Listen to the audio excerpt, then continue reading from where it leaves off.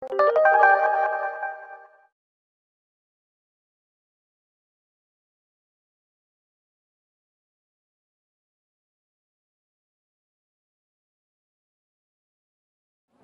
name is Katie Stewart, and I'm a student project manager at the Clarke Forum. On behalf of the Clarke Forum, the Legislative Initiative Against the Death Penalty, the Unitarian Universalist of the Cumberland Valley, the Office of Religious Life and Community Services, and the Dickinson College Departments of Religion, Philosophy, and English, I'd like to welcome you to tonight's lecture, Dead Man Walking, The Journey Continues.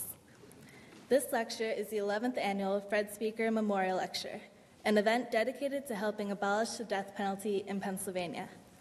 It is named for former Pennsylvania Attorney General Fred Speaker, who ended electric chair executions in the state. The death penalty has been used as a form of punishment in America since the founding of the colonies, with a brief moratorium from 1972 to 1976. Has American society benefited from the utilization of the death penalty?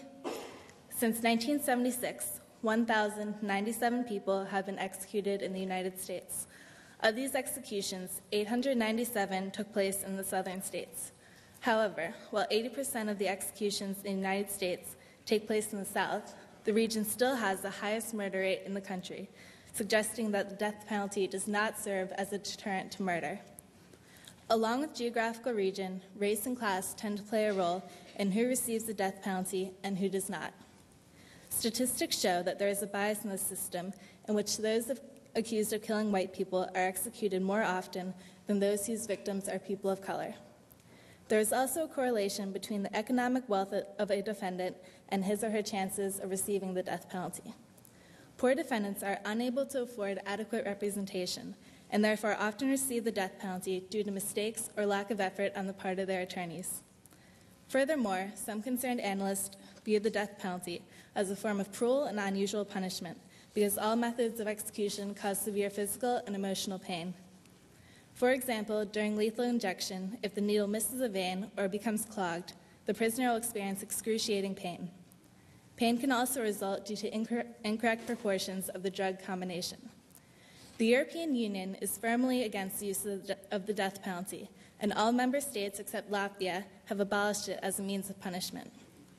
So if the death penalty does not act as a deterrent to crime, is employed arbitrarily based on region, race, and wealth, causes severe pain to the prisoner, and is generally rejected by developed nations, why does the United States still use it as an acceptable means of punishment?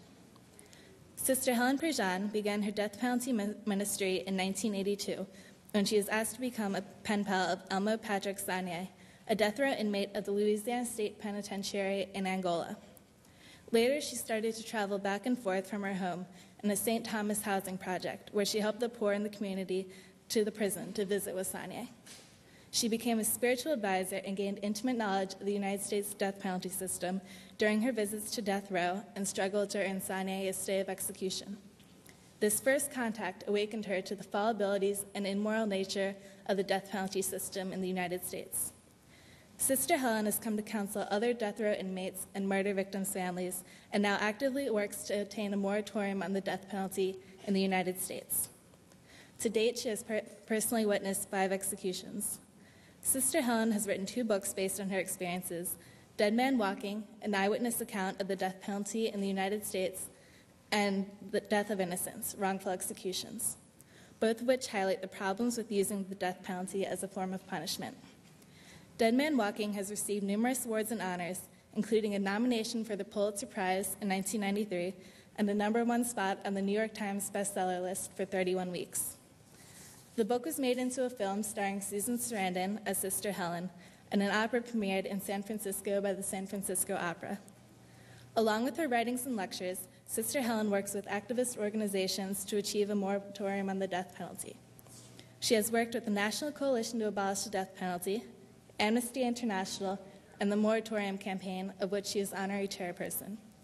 In 2000, Sister Helen, along with other representatives, presented then Secretary General of the UN, Kofi Annan, with a petition of 2.5 million signatures calling for a worldwide moratorium on the death penalty. Sister Helen joined the Sisters of St. Joseph Umadai in 1957. She earned a BA in English and Education from St. Mary's Dominican College in New Orleans in 1962, and an MA in Religious Education from St. Paul's University in Ottawa, Canada in 1973. At this time, I would like to remind you to please silence all cell phones and pagers. At the conclusion of Sister Helen's remarks, there will be a question and answer session. Since this event is being taped and some of our audience members are hearing impaired, please wait for a microphone to reach you before asking your question. After the question and answer session, the Legislative Initiative Against the Death Penalty's Justice Award will be presented to Pennsylvanians who do outstanding work opposing the death penalty. Following tonight's program, there will be a book signing in the lobby, and petitions for the moratorium campaign will be available for you to sign. I would like to thank Joanna Buck, board member of the LIADP, for providing the art exhibit located in the lobby. Also, I would like to invite you to join continuing the conversation at 12:30 tomorrow afternoon in the Clarke Forum building, where further conversation on this topic will take place. Thank you, and please join me in welcoming Sister Helen Prejean.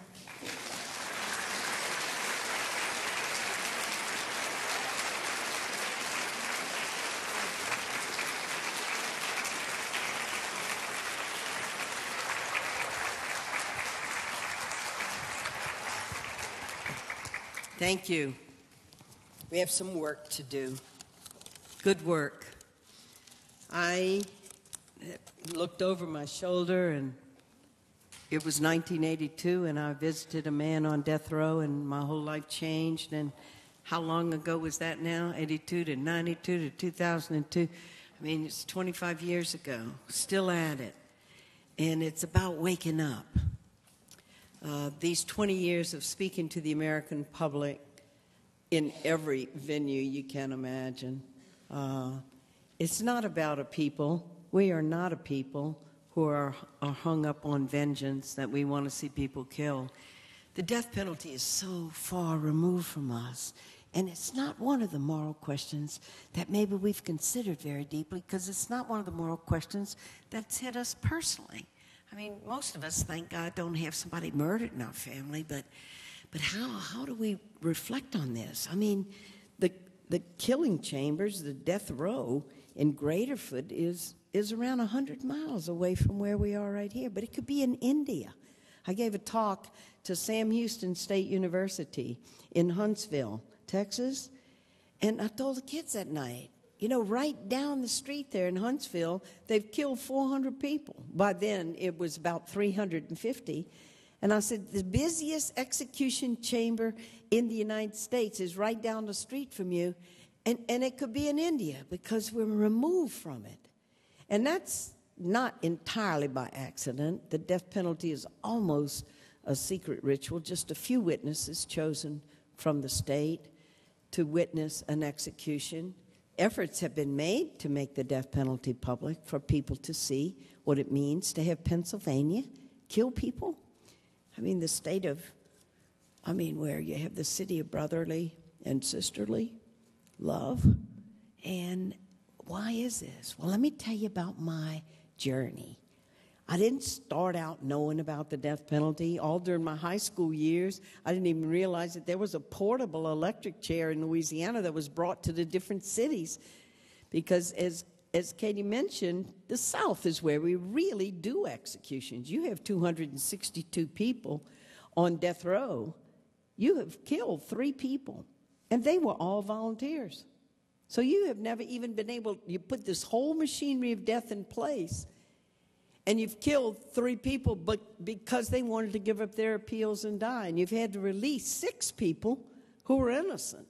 And 262 people sit less than 100 miles from here in cells 6 feet by 8.5 feet, 23 out of 24 hours a day locked up waiting to die. And so how did I wake up? Slowly.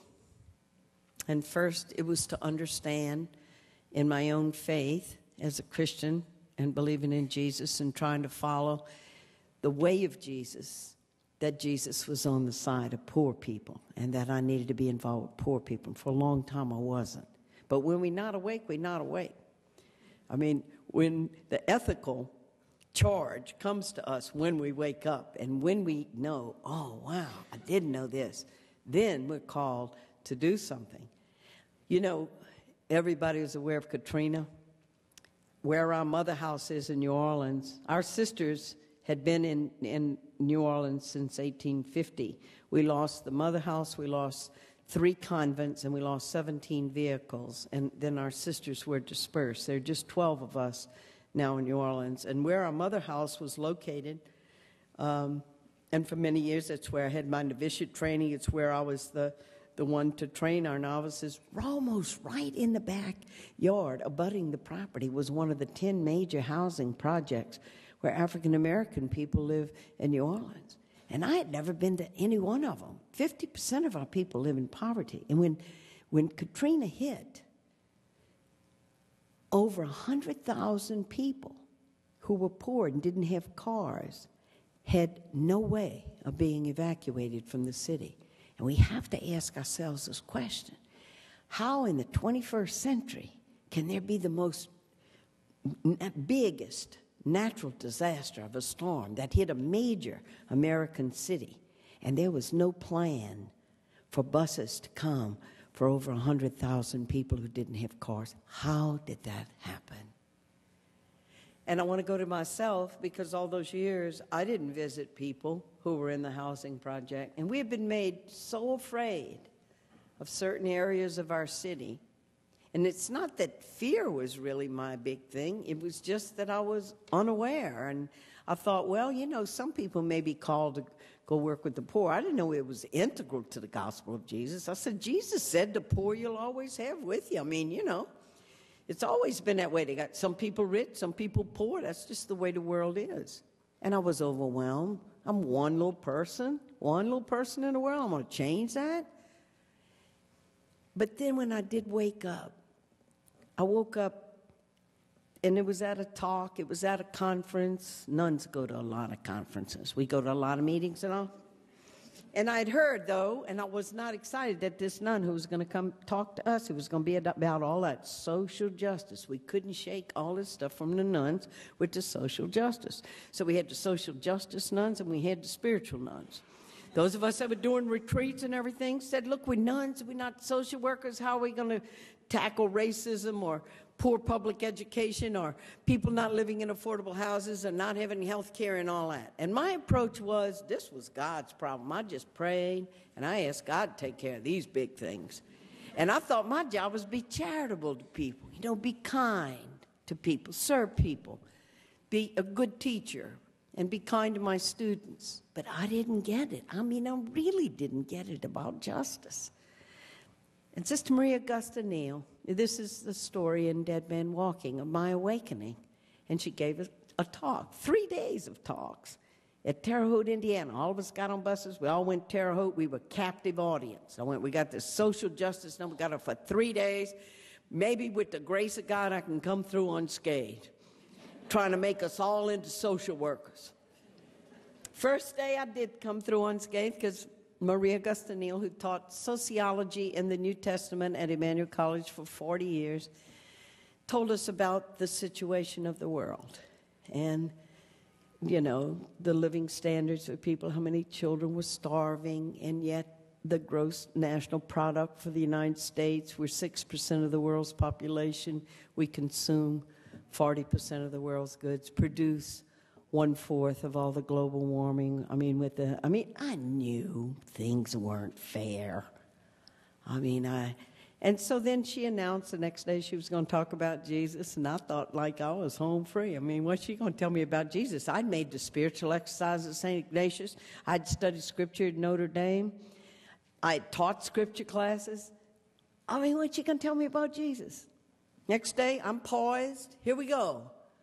And I could tell you the line, she said, that changed the spiritual trajectory of my life.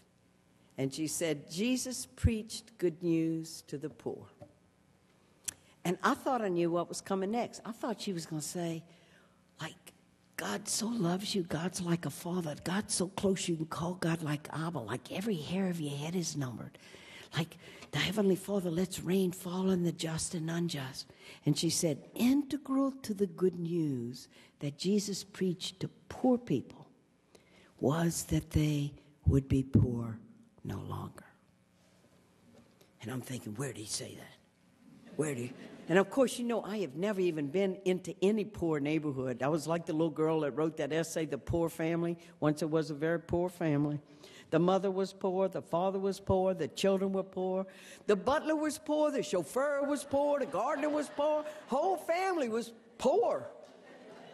And it was like me, and that the poor will be poor no longer, and it's like suddenly I got it. It's justice is integral to a community of faith, that you can't just announce to people that God loves them. And if Jesus had been one of those dreamy preachers that just gathered people on the hillside, everybody whipped out their little guitars, says, God loves us all, God loves us all, I love you, you love me, sing, everybody love one another right now, and share your little picnic basket, and go home, they never would have crucified Jesus. What got him killed?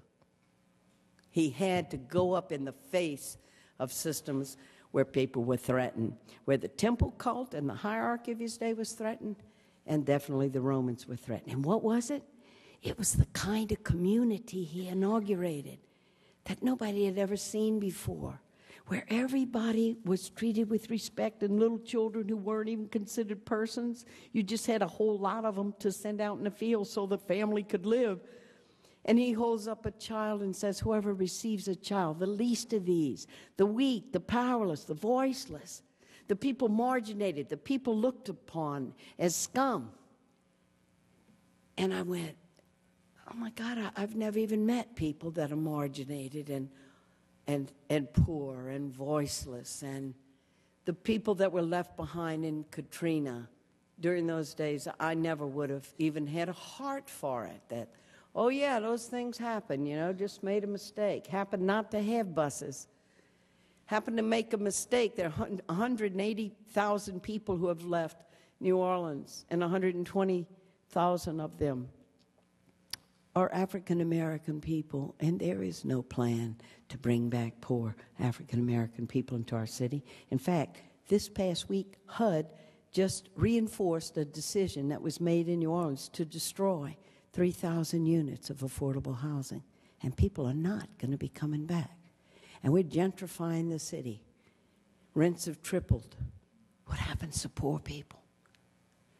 And I learned that at Katrina. Poor people are drowning all the time. It isn't just hurricanes that drown people. Poverty drowns people.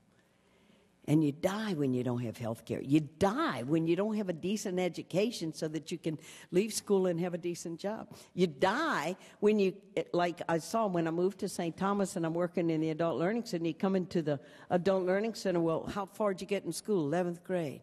Oh, well, look, you don't have far to go to get your GED. Let's see where you are in your reading. And they can't read a third grade reader. And they're a junior in high school and they're going to graduate the next year and they can't read. How does that happen? Is it happening in your state? Is it happening in the city? Where are our poor? And I wake up late, very late. But you know what I figured out? It doesn't matter how old we are when we wake up. It's what we do when we wake up. And God's grace unfolds in us like the petals of a flower. It's all very organic. You know, we have a maxim in the community, never leap ahead of grace. It's the Sister of St. Joseph thing. Boy, me, I used to be leaping all the time. Sometimes I'm leaping with grace, sometimes I'm not. But then I hear this deep in my heart that to work for justice and to be on the side of poor people in these issues is the work of Jesus in the world, and I had a lot to learn. And I moved into the St. Thomas Housing Projects with 4 other sisters, and I began to live among the people. Now, you got to know, when I grew up in Baton Rouge, Louisiana in the 40s and 50s, African-American people had been our servants in our family. My daddy was a lawyer, and he was successful. And we had people work for us. And we were always kind. It was always charity. My mother and father were never mean to people, but I never questioned the system that made people ride in the back of buses, or at the Hart Theater and Paramount Theater, where black people had to sit up in the balcony and couldn't sit with the white people, or Sacred Heart Church, where black people had to sit over in one special section. The church was segregated too.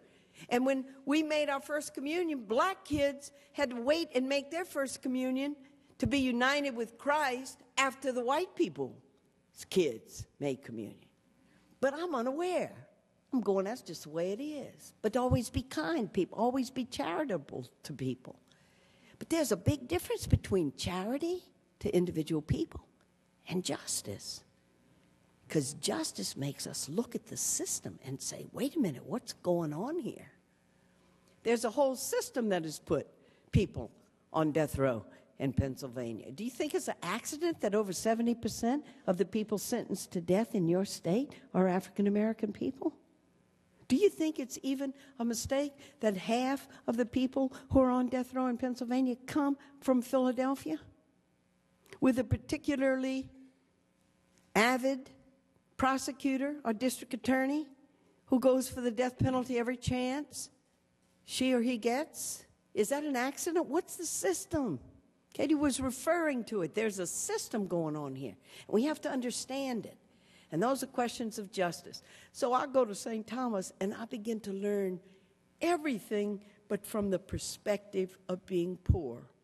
And now for the first time, the people who had been my servants, and it's justice. It isn't just great little white lady coming in now to help the poor black people. Nope. It was justice. So I'm at the Adult Learning Center, and now I'm able to serve people who had served and long served in our state. I mean, what do you know if you don't know people, real people? And it's while I was there that one day, coming out of the Adult Learning Center, a friend of mine coming out of the Prison Coalition office, it was like so casual. It was almost like a fluke. I mean, we need to ponder sometimes the sneakiness of God. I mean, I don't know what's happened to you, but here I am coming out on St. Andrew Street, and here's Chava coming out of the Prison Coalition office. He bumps into me, has a clipboard with a project going on, and he meets me. He says, hey, Sister Helen, you want to write somebody on death row here in Louisiana? And I was learning all about justice. I was learning about justice with the police. I was learning about justice in education. I was learning about justice in health care. I was learning about justice in the welfare system and work and mothers and families. And I said, yeah, I could write some letters. I never dreamed they were going to kill this person. It was 1982, and the death penalty had been put back in 76, but we hadn't killed anybody in Louisiana in over 20 years. There'd been an unofficial moratorium, even before 1972 when the Supreme Court overturned the death penalty, finding it arbitrary and capricious and racially discriminating in its application. We just didn't practice it. And who thought of it? I didn't know anybody on death row, nobody in my family, no relatives, never met anybody who even had 3 or 4 times removed knew somebody on death row. I mean, you don't hang out with death row inmates most of the time. When I first started doing this in the media, people saying, what are you a nun doing on death row? I mean, like, don't nuns, like, teach children and stuff? Like, and I used to say to them, but they didn't get it. Now, I hope you get it. They didn't. I'd say, well, it's the upward mobility of the gospel of Jesus. And so I write a man, Patrick Saunier, and you know what the problem was? He rode back. And there was a relationship between two people across a great divide, a Catholic nun writing to a man on death row in Louisiana and not knowing anything about the criminal justice system. Even though Daddy was a lawyer, you got to want to talk about all that legal stuff. I mean, you got to be motivated to talk about the law. I had never asked questions about the law. And I had an assumption that if something is the law, that it was somehow holy, that you wouldn't have a law in a nation unless it was right and just. I didn't have any idea that maybe you might have a law that was very unjust and against our deepest principles. I didn't know that, never questioned that. And I said, and we got the best court system in the world in the United States. So that if they're on death row, they had to be guilty. And maybe they didn't have a perfect lawyer, but they must have had an adequate lawyer. The Constitution of the United States says it. Anybody's on trial for their life and up against the powers, the individual up against the powers of the state, is to be given an attorney. I never dreamed that it might not be fair. In fact, it might be grossly unfair, like I knew when I wrote Death of Innocence and accompanied 2 people to execution that I believe were innocent. And when you read the stories, you decide for yourself. Just know when you read those stories, you know more than the jury who sentenced them to death knew, because information was withheld from them and lies were told to them, and they didn't know when they were being lied to. I mean, think for a minute of this death penalty where we're going to play God. And we'd take a whole little section of you right there in the middle, say, okay, you 12 people, go behind those closed doors. Now we presented the case to you. You've heard the mother of the victim's family saying, my child was killed, give me justice, give us the ultimate penalty because I'm mourning my child, do that for me. And you've heard the mother of the one to be killed coming up and just saying, please don't kill my child. I know he did a terrible thing, but please, please don't kill my child. I wasn't a good mother. I didn't give him what he needed. I know he did a terrible thing, but please don't kill my child. Please vote for him to live. What are you going to do? You know that story in the Bible about Solomon and the 2 ladies? They both claimed it was their babies. You know, he's known for his wisdom. It's chicken feed next to what Solomon did to deal with life and death. And shall we let people live or shall they die? And the Supreme Court's supposed to be setting up the criteria for us to be able to know that we only give the death penalty when it's the worst of the worst. Well, how do you have all this racism in here? How do you have 70% of African American people on death row in Pennsylvania?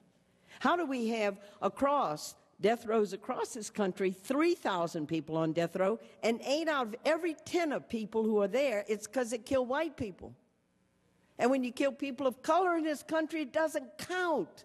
It's rare that the death penalty is sought for the death of a person of color. What does that say? I mean, maybe in the theory of the death penalty, when there are these terrible murders, well, they shouldn't live. But remember, we're the ones who are going to have to put it into practice. Just human, fallible, biased, prejudiced, weak, us. Finally, it's us. I not only write the man, I realized he didn't have anybody to come and visit him. And he didn't even ask me to come. He never asked me for any. He was just glad somebody had found him who was writing him letters. He'd put on the back of the envelopes, Jesus loves you, Sister Helen, and so do I. And then his mother couldn't come. She came once, and she almost had a nervous breakdown because when she walked in, she saw death row and saw her son in a cell waiting to be killed, and she couldn't handle it. She'd had a hard life anyway, and mentally she wasn't very strong. And she left weeping, and he said, look, Mama, wrote her, don't come back. It's okay, Mama. You pray for me, Mama, and just send me a little note every now and then. And I'm reading these letters, and I realized he's alone, and he's condemned to death. And I was praying one morning with a part of the scriptures that I love, and it was Matthew 25. I was hungry, and you gave me to eat. And all of a sudden, there it was. I mean, it was like those words jumped out. I was in prison, and you came to me. If we're going to have a visit, he's sure not going to commute to see me. I was in prison, and you came to me. And so I wrote him, and I said, I'll come visit you. And here's the sneakiness of God, part 2. One was writing a letter.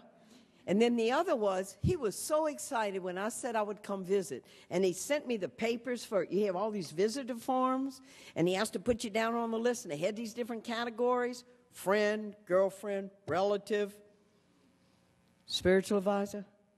And he says, look, I'm a Catholic, and you're a nun. Will you be my spiritual advisor? I fill it in, yes. Gave my Social Security number. No, I have no felonies. And sent it into the prison.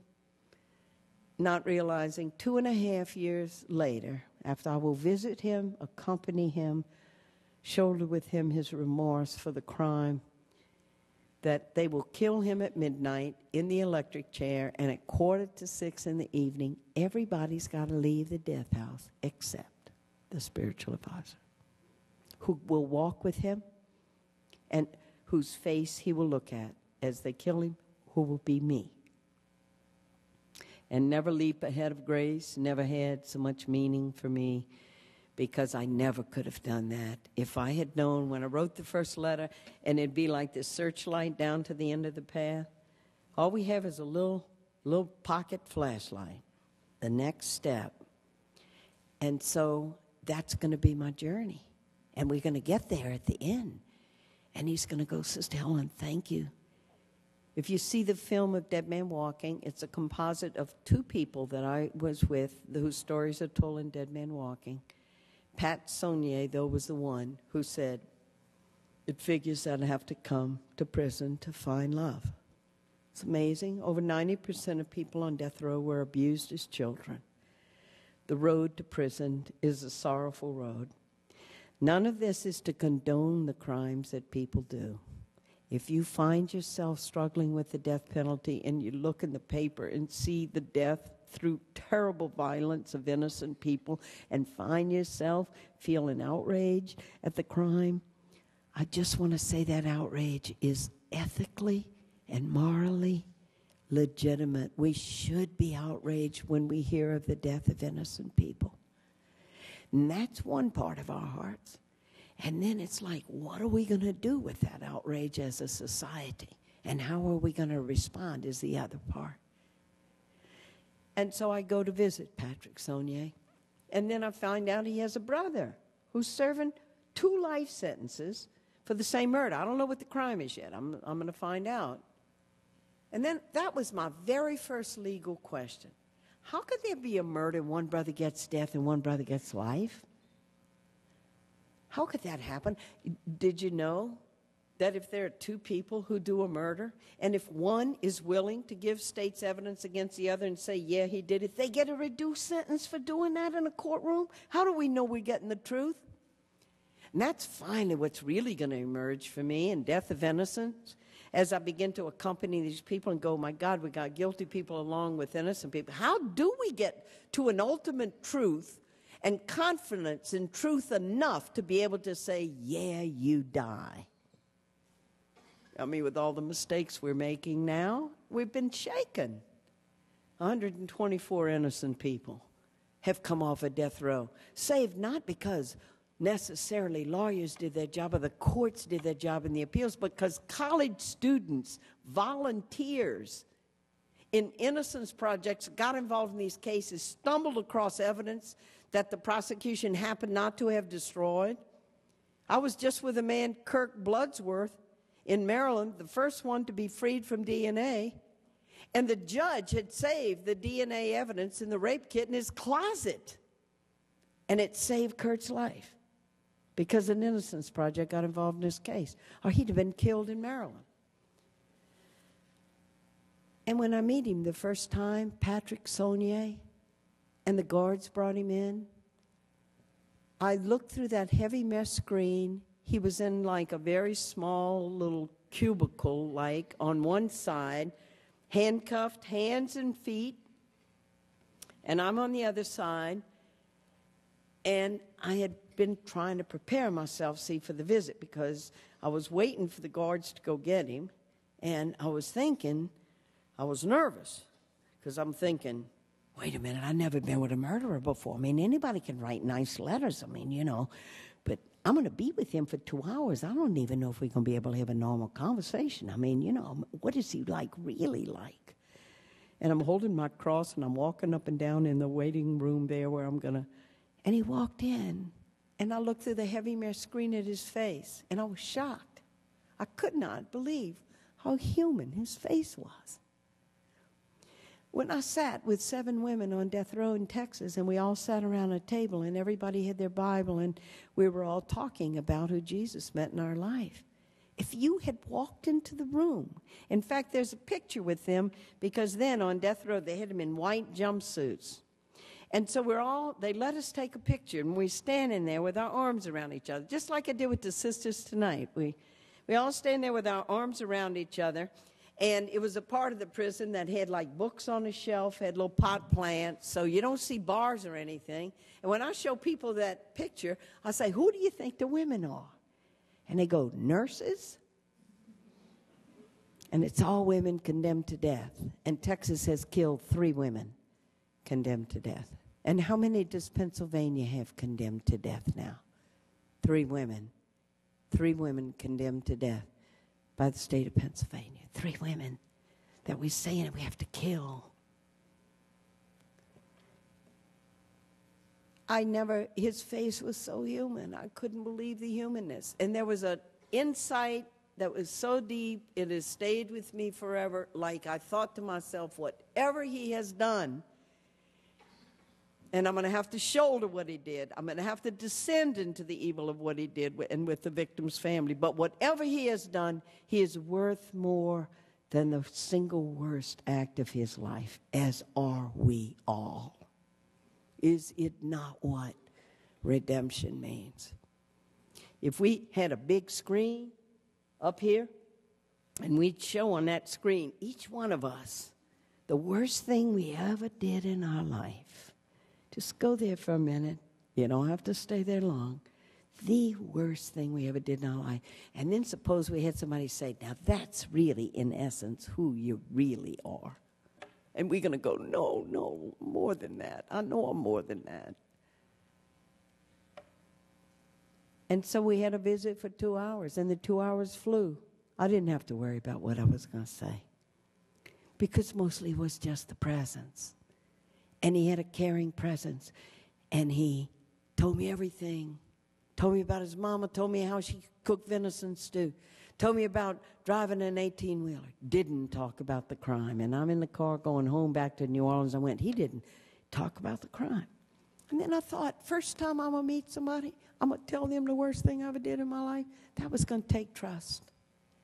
And so I didn't know much about prison ministry. I didn't go to special training. This is what you go do as a spiritual advisor to somebody on death row. I knew the important thing, though, and it was to be faithful.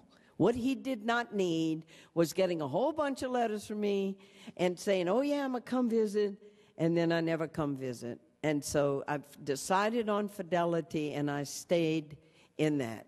And so then I meet his brother, because 2.5 hours driving from New Orleans, I might as well meet both of the brothers. And this 18,000-acre prison, which we still call Angola because slaves from Angola worked on the plantation there in Louisiana. Everybody just says Angola. They even got a prison T-shirt saying Angola, no place to be. Or a clever little T-shirt, Angola, a special gated community, attempting humor. So I began to visit both the brothers. And then I did not want to be naive, and I went to the prison a coalition office, and I said, could I see some background information on the Saunier case? And they say, yeah, and they pulled out all these folders, little bland-looking manila legal folders, put them on a table. It was the end of the day in October. The sun slanted on that table, and they were leaving the office, and they say, sister, when you leave the office, just pull the door behind you, and I was by myself. Now, I have met Patrick, and I have met Eddie, his brother. And all that I said about their being a human being and worth more than the worst act of their life is going to apply, but boy, it's going to be tough, because when I open up the first file folder and look at a little town in Acadiana in the newspaper, and there are the faces of 2 beautiful teenage kids. A boy, David LeBlanc, 17 years old. A girl, Loretta Bork, 18 years old. And the terrible story in the paper about how the 2 brothers had guns and were in a sugarcane field at night and were hunting. And they would wait. It had happened to 5 other teenage couples, although they had never killed anybody, but they had raped some of the girls. And they would approach the car. It was a lover's lane out by this abandoned sugarcane field outside of St. Martinville. And the brothers would come up, and they'd say, hey, shining the flashlight in on the kids, terrified, because they know there's no way they can get help. And saying, hey, You're trespassing. This is private property. We're the security guards. We work for the people that own this land. What are you kids doing here? Do your parents know where you are? We're afraid we're going to have to go take you to the owners. Your parents are going to be mighty upset when they hear where you've come. And that would go to, well, look, tell you what. The girl has sex with us. We won't bring you to the owners. And nobody need ever know. And the 5 teenage couples who had this done to them, it's not just terror and rape. It's aggravated rape because the men have guns. And this night, though, it took an even more horrible turn because rape is a terrible crime to do against a young woman. And they're found lying by that sugarcane field, and they have been shot in the back of the head. And I read now what the 2 brothers have done. And I am spiritual advisor to the people who killed these 2 innocent kids. And I remember the devastation of it, the horror. It's still, you never get away from that devastated feeling of, oh my God, this is every parent's worst nightmare. Your kids go to a homecoming football game on a Friday night in November and they don't come home alive. And I immediately thought of the parents, and I immediately thought, I ought to reach out to these parents. And then I pulled back and I thought, I'm the spiritual advisor to the people who kill their kids. They're not going to want to see me. They're going to be angry. They'll shut the door in my face. And I stayed away from them. And I met them at the worst possible time. When the last act in Louisiana before you execute somebody is you have a public pardon board hearing. And everybody comes. And when you come into it, you sign the book. It's as close as you'll ever come to going into the Roman amphitheater. If you want somebody to live, you put your thumb up. If you want them to die, you put your thumb down. You sign the book. What side you're on? You're on the side of the state that wants to execute. And then many times the victims' families get caught up in that, and they're there too with all their friends waiting for this moment of justice that they've been promised. Sometimes people wait 15 years for this moment when they're executed. Sometimes they wait 20 years for the moment when the person's executed. And they're promised, they've given this promise. Yes, we're going to seek the ultimate penalty. To seek anything less than that is to dishonor your dead child and you. Only death. They didn't respect your child's human rights. Why should we respect theirs? And it makes the victim's family wait for this moment. And so they're there at the pardon board hearing, and I'm there with one lawyer, one psychiatrist, and me to ask that Patrick Saunier not be killed, but that he be sentenced to imprisonment, and that's when I met the victim's family. And I don't blame them for their anger at me. I had done it all wrong. I hadn't written them a note. I hadn't called them.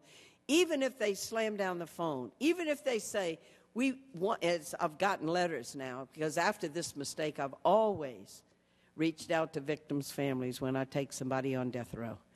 And I have the lawyer answer and say, please do not write to these people again. They want to see this person burn in hell. And they want to see you burn in hell, too, for trying to comfort him. Real anger, because people are really suffering, really in pain.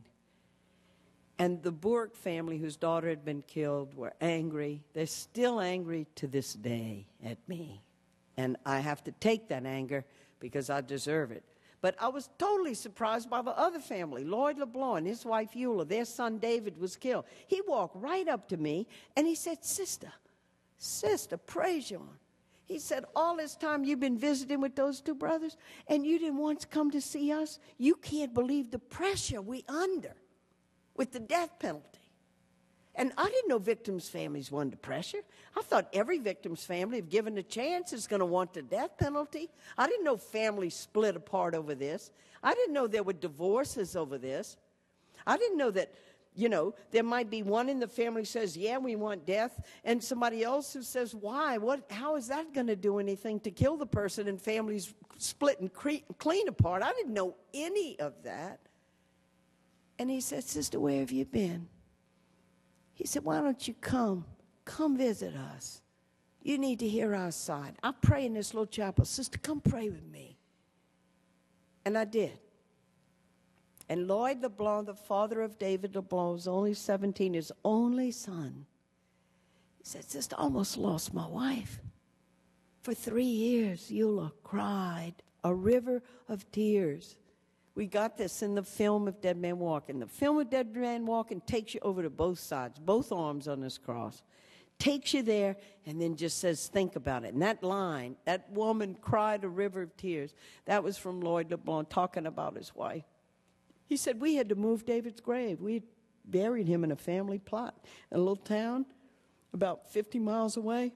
We had to move his grave to this church right next to the house so Eula can visit the grave every day. And he taught me, he was the first, about forgiveness. Because he says, you know, in our society, people think forgiveness is weak. People don't understand when I tell them, look, Jesus said to forgive. That's the road I'm going to go down. But he explained it to me like this. He said, you know, after David was killed, he said, I didn't like the way I was feeling because I've always been this kind, loving man. I mean, I love to help people. If I'm on the road in the middle of the night and somebody's broken down, I'm going to get out of my car, I'm going to go with my hands, I'm going to help them if it takes me until 4 o'clock in the morning. It's who I am. And he said, and those feelings rising up in me of what I wanted to do to the 2 fellas that killed our kid, he said, I didn't like the way that made me feel. And then I thought to myself, they killed our boy, but I'm not going to let them kill me. And I'm going to do what Jesus said. Forgive, to give before. He embodied that hating would make him be destroyed too. And he wasn't going to go there. And he prayed for the grace. And God set his face to go down that road. Because forgiveness isn't one act. It's a path. I end the book with Lloyd LeBlanc. He's the hero of Dead Man Walking. I'm the storyteller. I'm not the hero. I did things wrong. I made mistakes. This man suffered, and he embodies the Spirit of Christ in spite of the fact that his son was taken from him. And the last words of the book are about Lloyd LeBlanc and about forgiveness and how hard it was. Each day it must be prayed for and struggled for and won. And that's the way the book ends. And after Lloyd LeBlanc, then I start going to these murder victim support groups of people who have had people murdered. I have never in my life ever descended into such a sea of sorrow.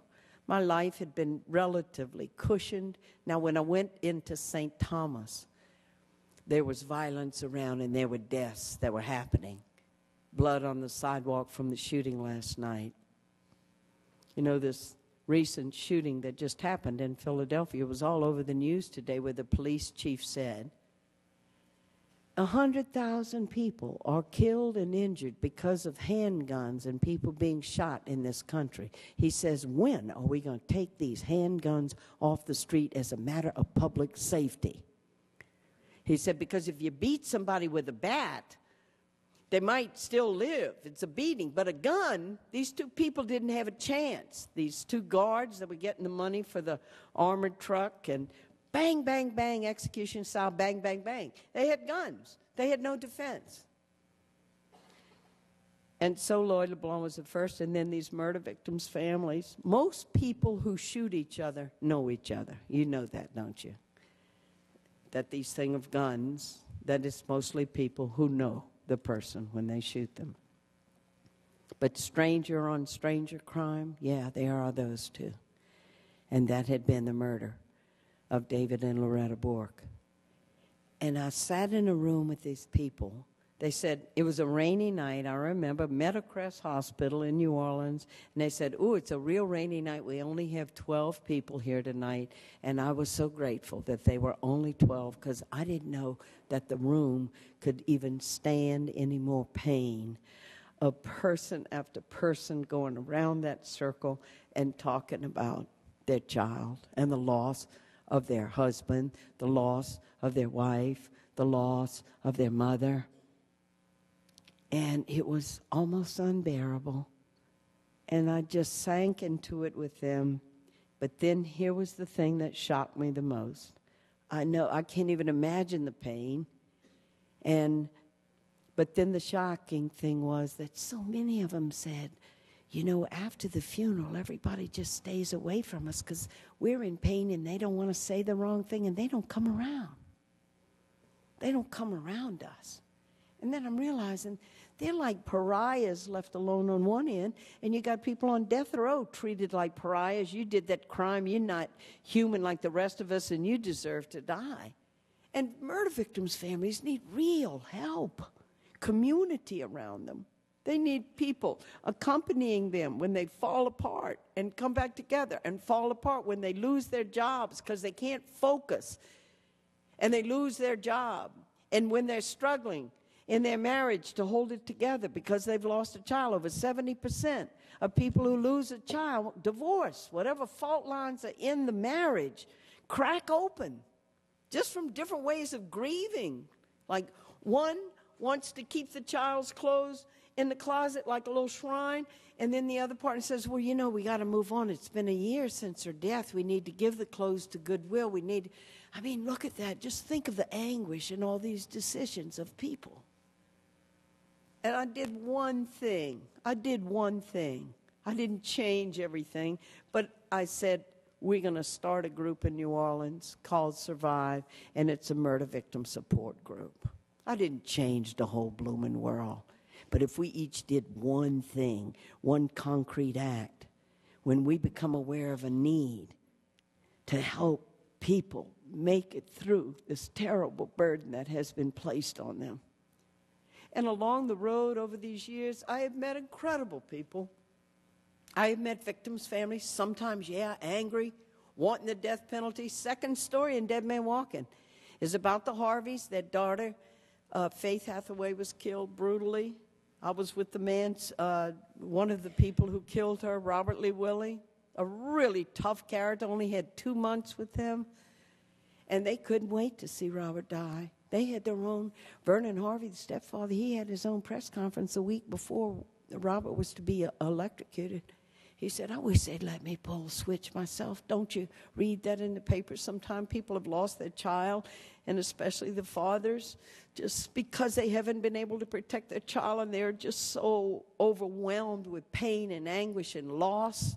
I'll pull the switch myself. I'll lethally inject him myself.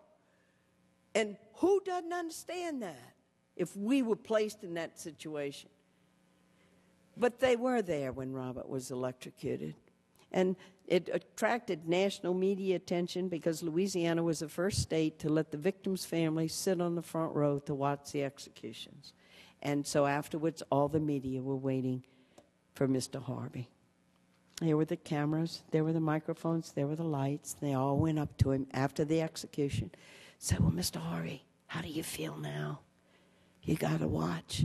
You've been waiting for this moment, and you got to watch Robert Willie die in the electric chair. How do you feel now?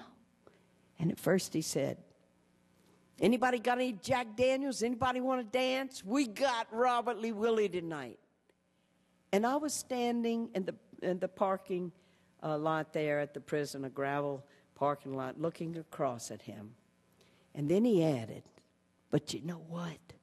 The SOB died too quick. I hope he burns in hell. And he put his thumb down like that.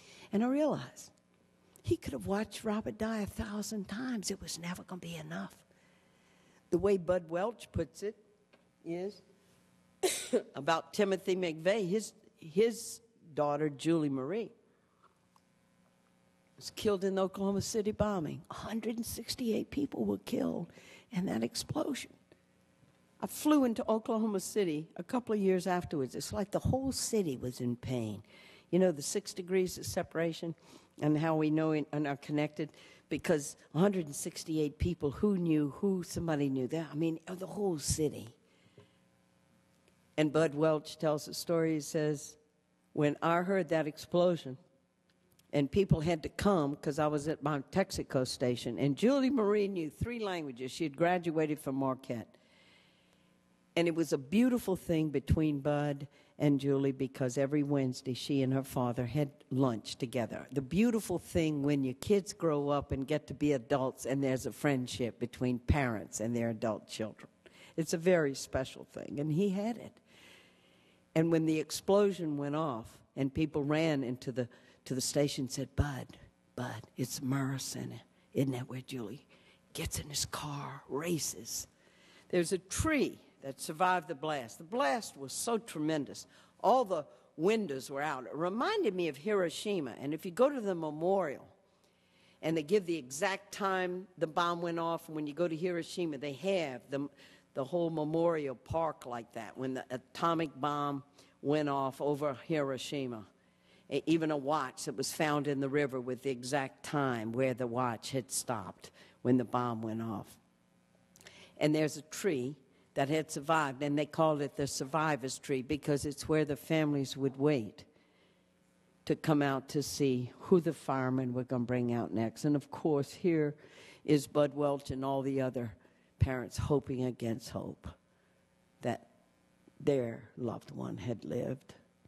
Adults, children killed in that blast. And then he said 2 days later, a fireman brings out Julie's body. And he said, all I could think was, get McVeigh.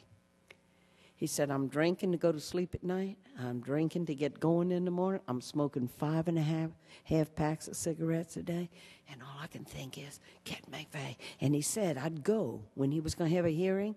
And he said, it's a good thing they put that lead vest over him because I'd have been waiting for him because he killed our Julie and all these other people and caused all this pain. He doesn't deserve to live. And then time goes by. And it's a couple of months, and his epiphany of grace happened through the car radio because one day he's in the car and he goes to turn on the radio and he touches the knob and he remembers then being in the car with Julie, car radio was on, news was on, they were talking about an execution in Texas. She had turned to her daddy and said, Dad, that's about nothing but vengeance. And he gets it. She had started an Amnesty International chapter in our high school. He could not honor who his daughter truly is by asking for the death of the man who killed her. And he begins then his journey, similar but in different ways. And he said, you know, as the victims' families that were coming to this, like this execution is not going to do anything for us because when we come home after it, we're still going to look at the empty chair. And if you ever see the memorial at Oklahoma City, it is 168 sculpture, metal, empty chairs. Incredible human beings, incredible people just like us, plunged into immense sorrow that they didn't deserve, but who teach us and point the way to us that vengeance was not going to be their choice. And it was about self-preservation in a way because they didn't want to lose their lives too. The Indian proverb goes, the man who undertakes the journey of revenge must first dig 2 graves. So on one hand, and I naturally think of the cross because it's got the 2 arms that stretch us, the gospel of Jesus is not easy to live in our American society. We live in a cultural ambience where violence is seen as the way we answer our social problems. They killed, we're going to kill them. Terrorists hit us, we kill them too. We target them, and we go and we kill them. And what happens when we unleash that violence? A kind of saying that we can only redeem ourselves through this violence. This violence is necessary. We got to have this violence. And then I'm there when they kill Patrick. I'm there for the 3 days before they killed him. I'm there when they had taken him. He called me on the phone to say the guards took me out of my cell today to weigh and measure me. And I said, hey, what are y'all doing? What, you putting us on Weight Watchers? Tried to make a little joke. He said, they didn't say nothing. They were just quiet. They put me on the scale, wrote it down, measured me, how tall I was. And he said, what the guys are saying, what we all saying is they must be measuring us for our coffins. And then later when I do meet the warden over these 20 years of coming to this prison and going through 4 or 5 wardens. The warden explained, no, sister, it's not about that. He said, you know, they're going to get a guard of his height and his build, and they're going to do, you know, like a dry run of the execution, because it's not easy for these guards to do, and they kind of have to be prepared for what they're going to do. So they'll take a guard just the same size as Sonia, and they'll do it when he goes peacefully, and then they'll do it when he fights them every way he can, and they have to then be able to still do their job. You strap the left leg, you strap the right arm. Do we ever think that if we support the death penalty, that there are people who have to do the killing for us? There are people who have jobs and who have to go home to their children afterwards. Well, Daddy, what was it like when y'all killed that man tonight? And they're doing that in our names. And when we're struggling with the death penalty, there is a moral question where we have to push ourselves and not let ourselves off the hook. Because if we believe that people should be killed for their crimes, could we do it? Could we do it? Or do we have to hire somebody to do it and we don't want to see it? And if we hold back from that, there's a part of our souls that hasn't said yes to the death penalty. This is a deep, deep moral place for us to go. And we are a democracy. And Pennsylvania, that has the people on death row, their names are on your hearts, everybody in this room. And we know how legislators work, and we know how politicians work. But there is no doubt, and we are beginning to see it in the United States, when the people begin to speak, when they write to legislators, when they when they get their children writing to legislators. Legislators like children to like them. And say, don't do this for us. Look, Pennsylvania, how many millions of dollars have we spent on this symbolism of a machinery of death that we've never used unless people ask us to help them commit suicide and they want to die anyway? Where could that money go? To at-risk kids and to people with addictions, or to help our police force, or to shore up community policing, to put the money into life. And don't, when we get to, we say, oh, well, you know, now we're in practical considerations because you're talking about the economy. And I mean, the moral questions are over here. Martin Luther King said the most moral document we'll ever look at is a budget. And the way we use our resources for violence and for war, or to strengthen the social fabric of our society so that people have what they need for decent lives, like affordable housing and health care. What a sin that the health care of children was just vetoed, when there are how many millions of children without health care? What was the reasoning in people that enabled them, the rationale that enabled them to do that? All the life issues are connected. And if we're going to be people for life, we got to be people for life across the board. I'm in the death house with Pat 3 days before it happens.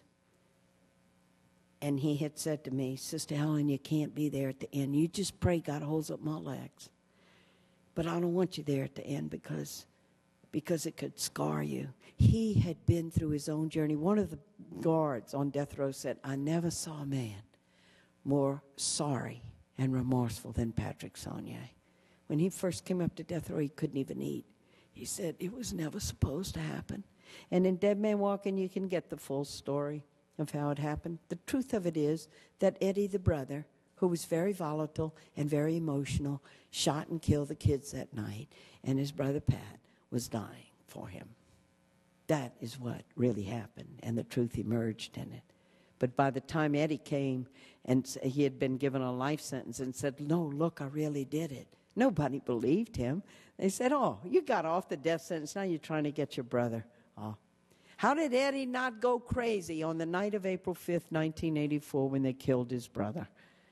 And I know why he didn't go crazy, because Pat's hands were handcuffed, and as we moved into the final hours, I wrote the letter for him, which the guards delivered to Eddie, who had been taken into a cell, stripped of his clothes, with just a blanket around him.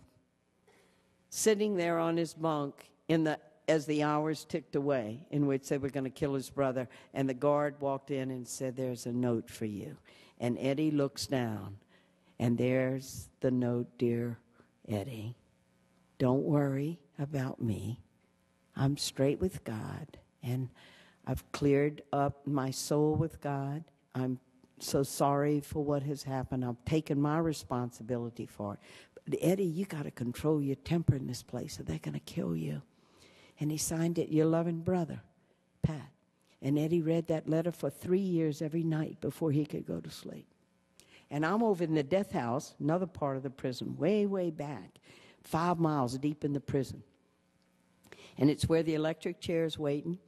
And as we move into the last day and the hours that you have no way of knowing that a person's going to die just by looking at them, because it's not like dying in a hospital where you fade and you don't talk, you don't eat.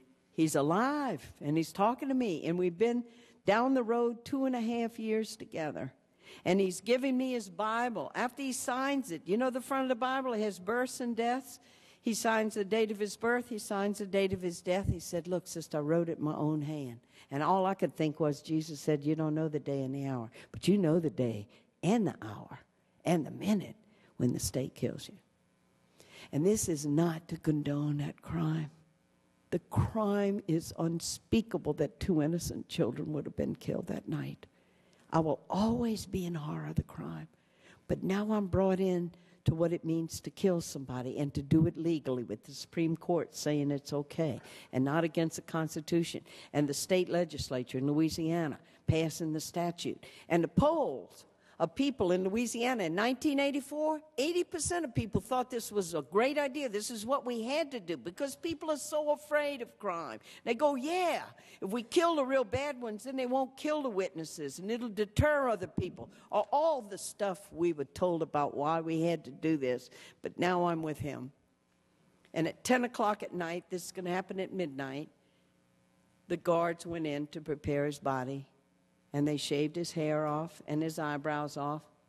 And they cut the pants leg, the left blue jean pants leg below the knee, and shaved around the calf of his ankle where the electrode was going to go. And the guards, they all have their eyes down. They all going in. They're all doing their job. As the warden told me, "Sister, nobody's doing cartwheels over this." But they get involved in it too. And they prepared his body for death, and that was the only time he really had a moment of weakness, because when he came out of the cell, and he was in a chair right near this metal door with a mesh screen, and I was on the other side, and he walked out of the cell, and his knees gave way. And he fell down on his knees by the chair, and he went, "Sister Helen, I'm going to die." And I was scared out of my mind. I was praying, Jesus, please don't let him fall apart, because I didn't know what I would do. I had never done anything like this before. The only private place I had in the death house was the women's room. And I'd go in there and put my head against that tile wall. The movie got this. And just say, please, God, don't let him fall apart. It was a very selfish prayer, because I didn't know what I would do. If he began to come all apart emotionally, what could I have done? So I prayed with him, and I said, Christ is here, Pat, and you have all the grace you need. And we walked. The guards and the warden came right at midnight. It's all a protocol of death. It's a scripted death. And we walked, and I walked behind him, and he said, "Warden, can Sister Helen touch my arm?" And I put my hand on his shoulder and read to him from Isaiah 43, "I have called you by your name, and you are mine." I wanted him to know his dignity. And in the second book, The Death of Innocence, in the second story, Joseph Odell, killed in Virginia, I had a chance to dialogue with Pope John Paul, and that's one of the things I said. Your Holiness, when you're walking with a man who's handcuffed and made defenseless, and he says, "Sister, please pray that God holds up my legs," is it only the dignity of the innocent that the church upholds? What about the dignity of the guilty? There is no dignity in this death, because he's been made defenseless, and now he's going to be taken and killed. And then they I walked with him into the execution chamber, and then the guards took me by the arms, and I was brought with the witnesses, and I said to him, Pat, when they do this, you look at my face. I said, I don't know what's going to happen to me. I've never done this before. Maybe it is going to scar me, but you're not going to die alone. And I thought of the women at the foot of the cross, and I absolutely knew. I mean, I was strong. I just said, you look at my face when they do this thing. And he did. As they strapped him in, I put out my hand. This is in the film. I worked very closely with Susan Sarandon and Tim Robbins on this film. This film is a deep spiritual journey into both sides of this issue. And I put out my hand, and he found my face. And then they put a mask over his face to protect the witnesses from seeing what happens when 1,900 volts are pumped through a human body. And when I walked out of that execution chamber, and I had never in my life seen anybody put to death before my eyes, and I threw up. It was the middle of the night. It was dark. It was cold. And I threw up. And then I remember thinking, you know what? The people are never going to see this. And I've been a witness. And it was just like the first epistle of John. What our eyes have seen, our ears have heard, our hands have touched. This is the gospel. I was a witness, and I had to tell the story. And so from that day on, I began. Pitiful little bitty beginnings. I didn't know how to do this. I'd go to groups, small groups, St. Christopher's Nursing Home. There was an announcement after lunch. Who wants to hear the death penalty? None. And 3 people came into the parlor that day. And I started telling them the story, and 2 of them they went sound asleep on me. I mean, and only this one lady was listening, and I had my eyes locked with that lady, like, lady, don't leave me, like, you're it.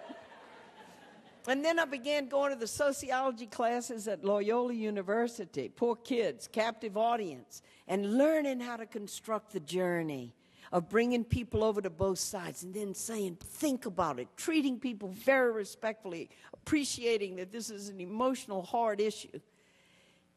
And then I wrote the book, Dead Man Walking. And then Susan Sarandon read the book. And then Susan Sarandon came to New Orleans and said, I want to meet with you. I had to go rent Thelma Louise, see what she looked like before we went to that restaurant. I don't know anything about movies or movie stars. The community's saying, Helen, be careful if they want to do a movie, because nuns don't do well in these movies. Because you got flying nuns, you got all kind of nuns.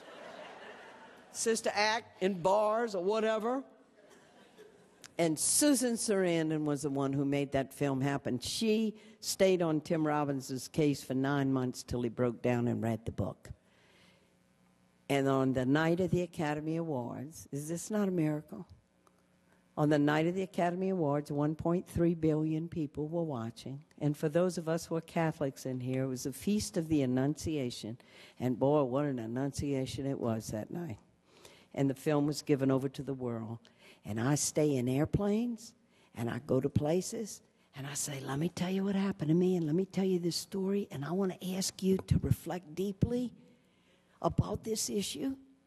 And I want to say to you tonight, if you know where you stand, 70%, over 70% of the people here in Pennsylvania want a moratorium on the death penalty. Let's start talking about the will of the people.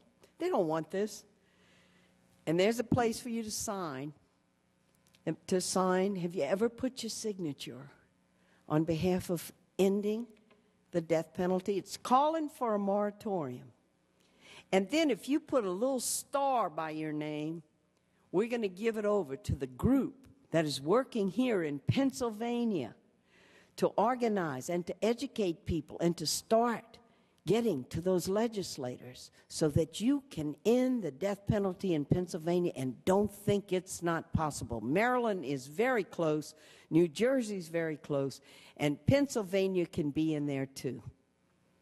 St. Basil in the 4th century said, annunciations are frequent. You know, like when the angel Gabriel announced to Mary that she was going to be the mother of Jesus. Annunciations are frequent, incarnations are rare. We got to be that incarnation. We got to be that embodiment of making justice happen in our state, and I invite you to do that. Thank you.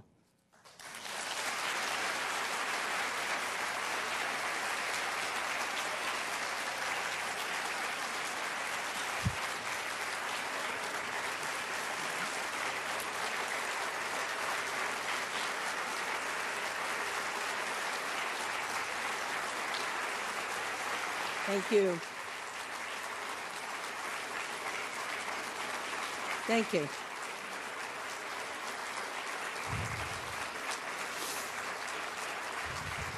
You're standing up for Pennsylvania, a life state. I just want to make one little announcement about the books. I'll be glad to sign books for people afterwards. We have some special things happening after the little question and answer, our conversation together. If you get the books, you can get Dead Man Walking and Death of Innocence for $25, and it helps the moratorium campaign nationwide. We're going to present 5 million signatures to the UN in November.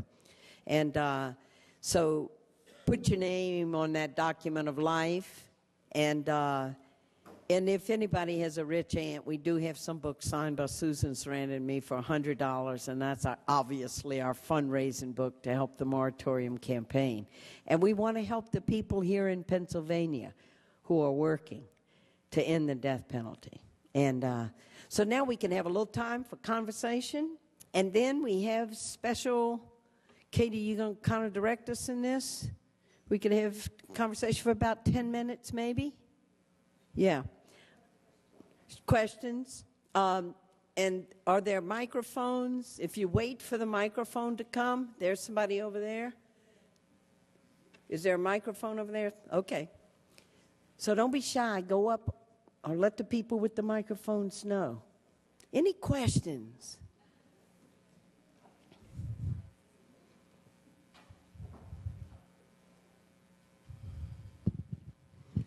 Hi, thank you for your words. I just wanted to let everyone know that we have a group of students from Messiah College who are doing the Dead Man Theater School project. Oh. And we've been really changed by the experience, and it's been really profound for all of us. And thank you for making the school theater project possible. Listen, thank you. What's your name? Valerie.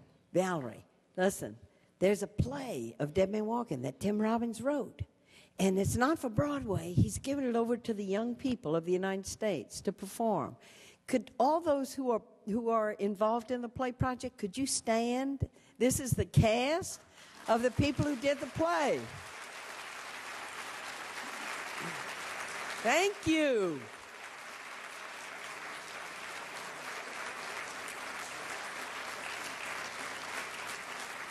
Do you have any more performances? Are you finished? What's that? It opens November 8th, and it runs through November 18th. Oh, okay. It's in November. And tell us where it is. It's at Messiah College in the Kleiman-Haga Fine Arts Center, Miller Auditorium, and you can find all the information online on the theater department website. And I have information with me, so if anyone wants to stop by and see me, I've got posters. Well, look, where I'm going to be signing the books, y'all come around over there, and people can meet you too. Thank you. Thanks, Valerie, for telling us that. Anybody else? Statement, question?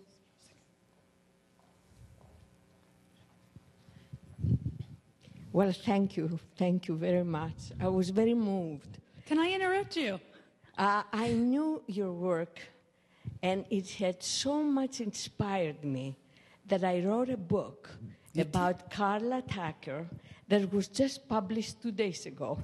Carla Faye Tucker in Texas? It's in Greek, because Carla Tucker was of Greek descent. Yes. And I'm a writer, a Greek writer, not in English. You wrote it in Greek? Yes, I wrote it in Greek, and I mailed it to my publisher, and they published it, and it was received very favorably. Yes. In Greece, we don't have the death penalty. No, I know. Not even with the political crimes that we had that November 17, which was a very bad crime. Yeah. But they don't execute them. Good for you. So I agree with you to abolish, Yes, definitely. yes. And then we have to make one more step to abolish war. Yeah.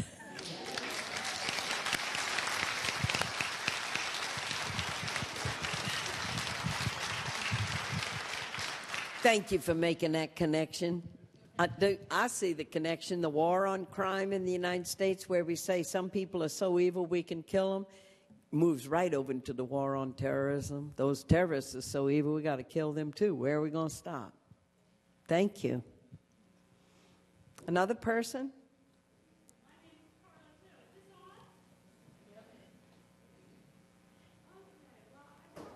No, it's not really on, is it? All right, great. Okay. We can hear you. What you spoke about in the beginning of your time here is what is going to stay with me about our country representing the poor properly. Yes. That needs to be done. Yes. And I want to challenge every single person here to do their part. You spend a good amount of your time sharing only a small amount of your experience, I'm sure, and it really inspired me. And I want everybody not to forget about that. Thank you. Thanks very much. It's only poor people on death row, you know. Everybody knows if you have money, you don't go to death row. You get a good attorney. They use the maximum of the law, and they make it work for you, and you don't go to death row. Yes. Hi, sister. So good to see you again. Great to see you, too. As you know, here in Pennsylvania, we have a very prominent journalist on death row, Mumia Abu-Jamal. And I'm sure you've thought about his case, and I wonder if you can share any thoughts that you have on that. I need to be updated about where his case is. I think they're waiting to see what the courts are going to do, right? I mean, this is a man who I believe very unjustly. It's a complex case, as all cases are, but I believe that his side of it, and he's been put on death row, and there are a number of people. I mean, I was in London, and I saw on one of the light posts, Mumia Abu-Jamal. Carla Faye Tucker's picture is all over the world, too. One country even made it on a commemorative stamp of Carla Faye Tucker, this woman executed. Her story of my involvement with her is in Death of Innocence. But Mumia is one more example of a black, articulate journalist, and questionable of what happened, but it was the killing of a policeman. And I mean, the story of the racism of the judge involved is appalling. And the more you find out about it, you can go on the internet and just pull up Mumia Abu-Jamal. And all you got to do is be able to spell it. And if you don't know how to do that, I'm sure our friend can be there at the table and help you spell it. And just look into the case of one more person that's been on Pennsylvania's death row, and the racism that's an integral part of his being there. I don't want to call this to an end too quickly, but we do have other parts of the program. We have special awards for people who have done special things. And so I'd like to turn over the program now to whatever we're going to do next in it. And who comes forth? My fellow Sisters of St. Joseph have been doing great work here.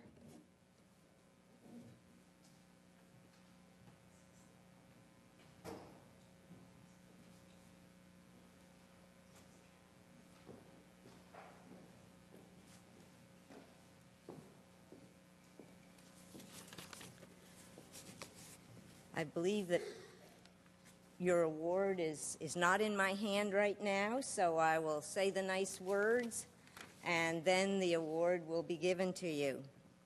This Justice Award is an award that the Legislative Initiative Against the Death Penalty gives to Pennsylvania citizens that have been recommended for their abolition views on the death penalty, for their advocacy against the death penalty, people that have done all kinds of wonderful work. Kathy Bell is a worker who visits as an official visitor of the Pennsylvania Prison Society, and she particularly advocates for the women on Pennsylvania's death row. And she also has created within her church the Unitarian Universalists of the Cumberland Valley, a Justice Initiative. And so our award goes to Kathy. She will receive a monetary award to use, we hope, in her work, but also she will receive a portfolio of exquisite drawings. We have amongst us here an artist who has dedicated her heart and soul to showing how evil the death penalty has been throughout history. She has gotten books and studied the cases of the people that she has drawn.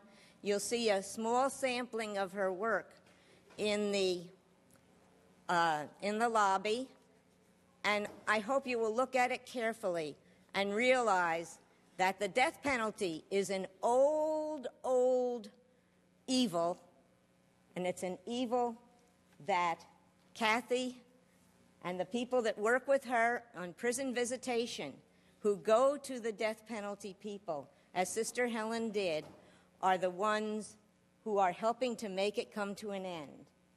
And so thank you very much.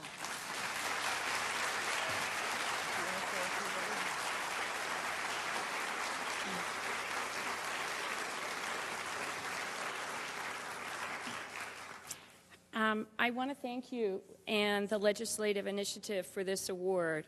I feel so proud to be standing here in front of my Prison Society team, the UCV Social Action Council, and friends who support me daily as I do what I do for the women who are incarcerated in Pennsylvania. I cannot get my head around the numbers of people on death row in the United States. I can't even get my head around the numbers of people on death row in Pennsylvania. But I can get my head around 7 women. Since the death penalty was reinstated in Pennsylvania, 7 women have been sentenced to death. Of those 7 women, 4 of their death sentences have been overturned. 4 out of 7.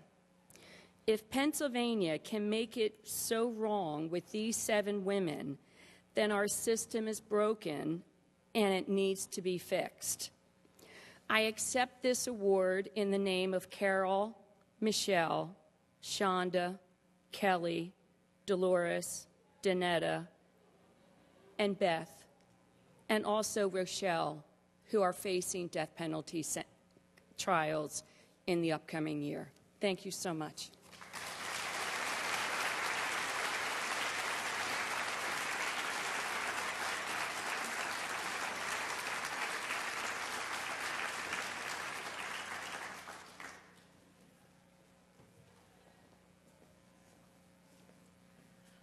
Good evening.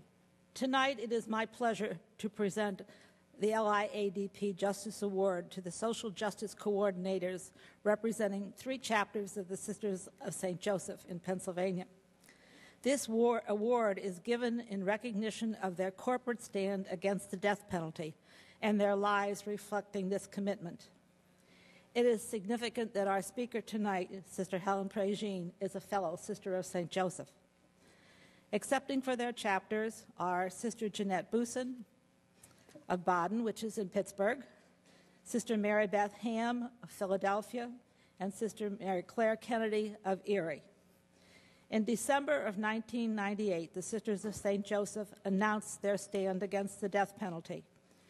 Their corporate stand was promulgated following months of prayer, education, reflection, and discussion.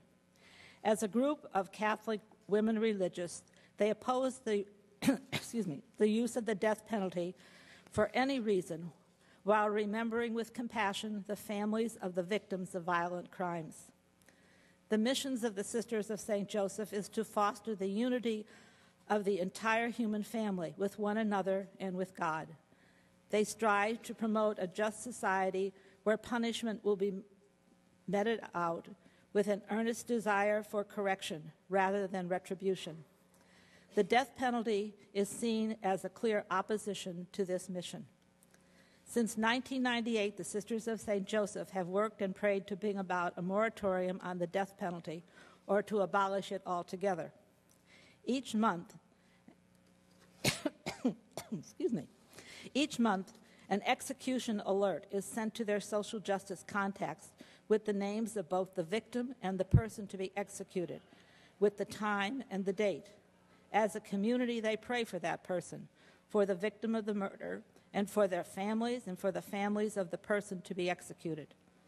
The Sisters of St. Joseph belong to a campaign called For Whom the Bell Tolls. Whenever there is an execution anywhere in the country, a banner is hung outside the Mother House Convent as a reminder to everyone who passes that state-sanctioned execution diminish all of us. The Sisters of St. Joseph write to prisoners on death row, attend rallies and vigils, and belong to several anti-death penalty groups.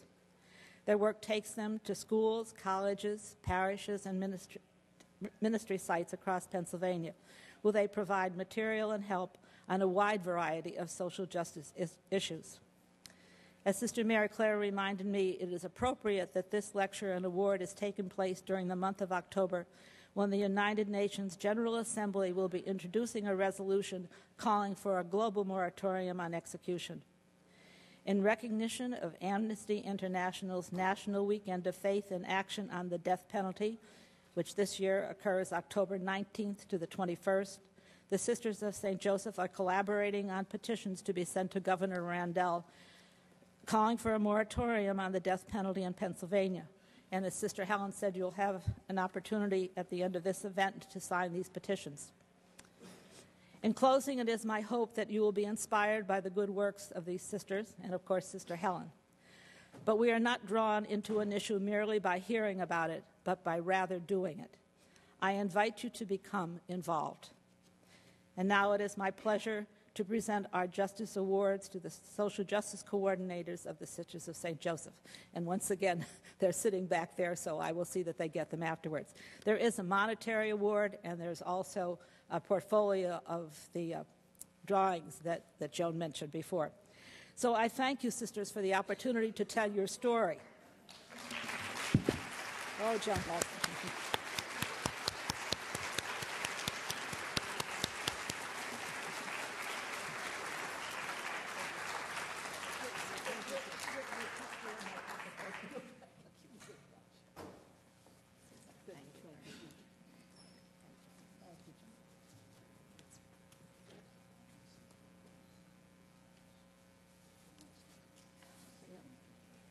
In closing, I'd also like to thank the companions of the sisters who came. They're also involved in social justices. And we have with us tonight, if I can find the right part of my paper, Sister Mary Ann Stuckey of Erie, Sister Diane Cawley from Baden, and Sister Dorothy Urban from Philadelphia. And thank you for the work that you do for social justice, sisters.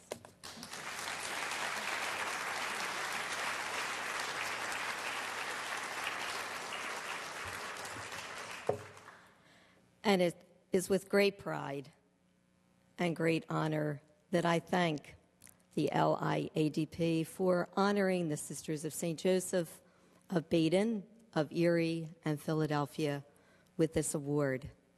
As Sister Helen said, all of us need a little waking up. And we are much grateful, very grateful to you, Helen, for waking all of us up, your cousins, so that we could join you in this effort. And so on behalf of 1,800, I guess, Sisters of St. Joseph in these three congregations, we thank you, all of you. And please join with us. We can do it in Pennsylvania. Thank you.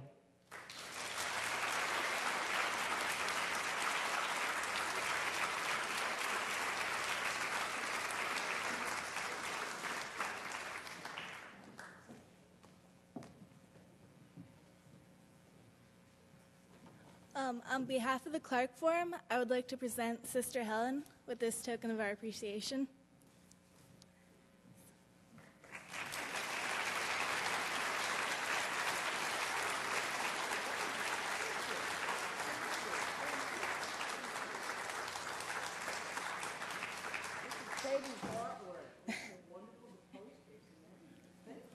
Welcome. Thank you all for coming this evening, and have a good night.